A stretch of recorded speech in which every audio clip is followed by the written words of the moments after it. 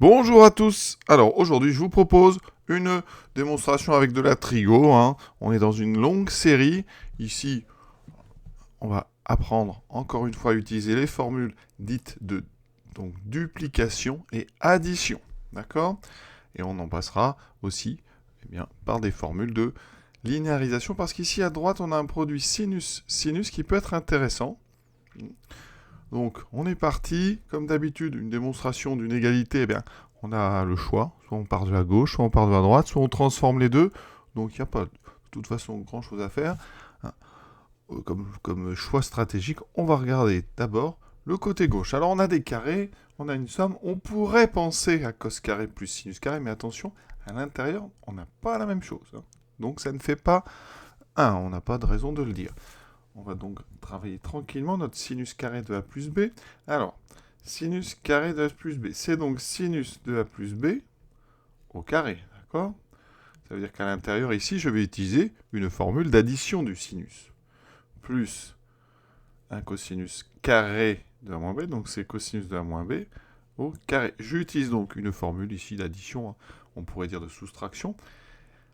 Sinus A plus B, à force de les utiliser, on les connaît. C'est donc sinus A cos B, il y a un croisement sinus-cosinus, plus cosinus A sinus B au carré, plus le cosinus de A moins B, donc là, cos A cos B, plus, on fait attention, sin A sin B. Il faut commencer à les connaître.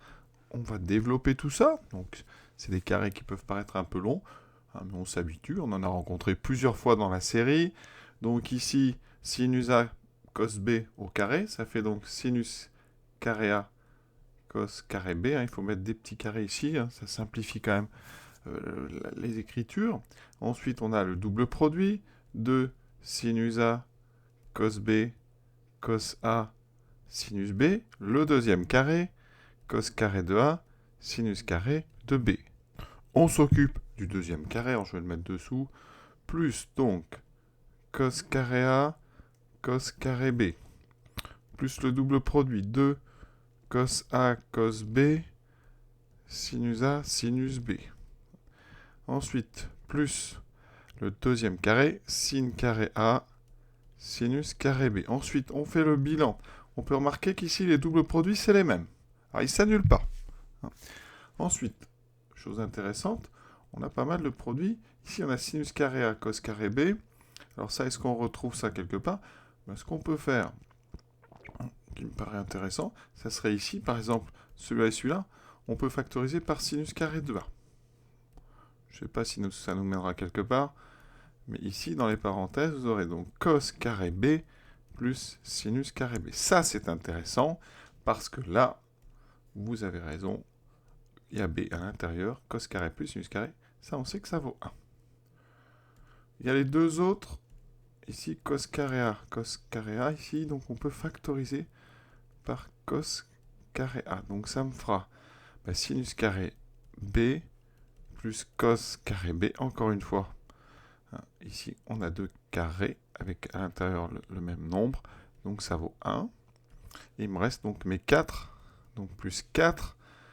Alors ici, donc on va mettre dans quel ordre? On va laisser le premier, sinus A, donc cos, on va mettre d'abord les A, sinus A cos A, plus multiplié par, ici donc sinus B, cos B. Ça devient intéressant. Alors ici, on a donc sinus carré A plus cos carré A. Encore quelque chose d'intéressant. Ici, ça, on sait que ça vaut, encore une fois, ça vaut 1 pour la même raison. On a le même nombre dedans. Et vous avez ensuite un 4 sinus A cos A sinus B cos B. Alors je vais séparer le 4 en deux, parce que 4 c'est 2 fois 2. Et regardez, ça fait donc 2 sinus A cos A fois 2 sinus B cos B. Ah, là, c'est intéressant aussi. Alors évidemment, moi je connais les formules, donc je les vois un petit peu arriver, ça simplifie quand même les choses. Ici, 2 sinus A cos A, regardez, c'est la formule de duplication, ici du sinus. Donc ça fait 2 sinus pardon, ça fait sinus 2A, je dis des bêtises, sinus 2A. Et ça, eh bien, ça fait sinus 2B. C'est la formule de duplication du sinus. Eh bien, regardez, on est arrivé. 1 plus sinus 2A, sinus 2B. Voilà, très jolie démonstration. Oui, pas compliqué. Ça permet comme ça aussi de se familiariser avec des écritures un petit peu longues. Alors maintenant, on va essayer une autre approche. Toujours regarder un peu tout, on est là pour travailler. Donc sinus A, sinus 2B. Je vous ai dit, c'est un produit de deux sinus. Donc on peut utiliser cette fameuse formule dite de linéarisation qui permet de transformer un produit en somme. Donc, je vous la rappelle, c'est celle-ci, ici, le produit de deux sinus. Donc, elle est connue sous le nom sinus A, sinus B égale 1/2. Donc, dans les parenthèses, vous ne trouverez que des cosinus. Cos, donc, A moins B, moins cos A plus B. Il faut faire attention, là, c'est important. On commence par la soustraction. Donc, elles ne sont pas si simples que ça quand même à utiliser, parce qu'il faut s'en rappeler. Alors, je rappelle, on peut les redémontrer assez vite. On va le faire avec les formules dites d'addition. Si vous voulez un produit de sinus, vous regardez les deux formules d'addition qui donnent des produits de sinus, c'est-à-dire les deux premières. Donc, je les répète, comme ça elles finissent par rentrer. Cos A, cos B, c'est donc cos A, cos B, moins sin A, sin B. Vous écrivez cos A moins B dessous, donc c'est cos A, cos B, plus sin A, sin B.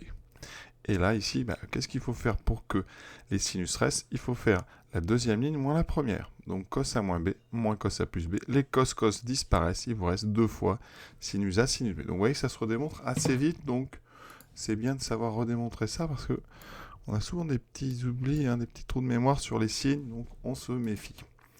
Alors ici, je l'applique, ça me donne 1/2.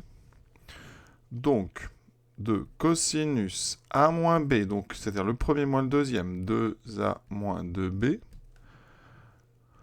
moins cosinus, donc 2A plus 2B. Alors ça, c'est intéressant, parce que déjà, à l'intérieur, on a donc des 2 fois A moins B, et ici, on a donc moins 1/2 de cosinus 2 fois A plus B. Voilà, on a des cosinus de double, donc on va utiliser la duplication, et on ne va pas faire ça n'importe comment, parce qu'en haut, on veut un sinus avec le A plus B, et on veut un cosinus avec le A moins B. Donc, là, ça devient assez rusé. Pour le cosinus 2 fois A moins B, je vais utiliser la duplication du cosinus, mais pas n'importe laquelle, celle qui me fait apparaître un cosinus. Donc, c'est là 2 cos carré, donc A moins B moins 1. D'accord? Je viens d'utiliser, je réexplique, la formule qui dit que cos, donc 2A, c'est 2 cos carré A moins 1. Et je l'ai utilisé pour A égale A moins B, évidemment. Ensuite, j'ai moins 1/2. Et ici, eh bien, je vais utiliser la duplication du cosinus, mais pas la même. Je vais utiliser l'autre, celle qui me fait apparaître du sinus, parce que à gauche, vous voyez, j'ai un sinus de A plus B, donc je vais utiliser 1 moins 2 sinus carré de A. Donc là, j'obtiens 1 moins 2 sinus carré de ce qu'il y avait dedans, la moitié de ce qu'il y a dedans, c'est-à-dire A plus B.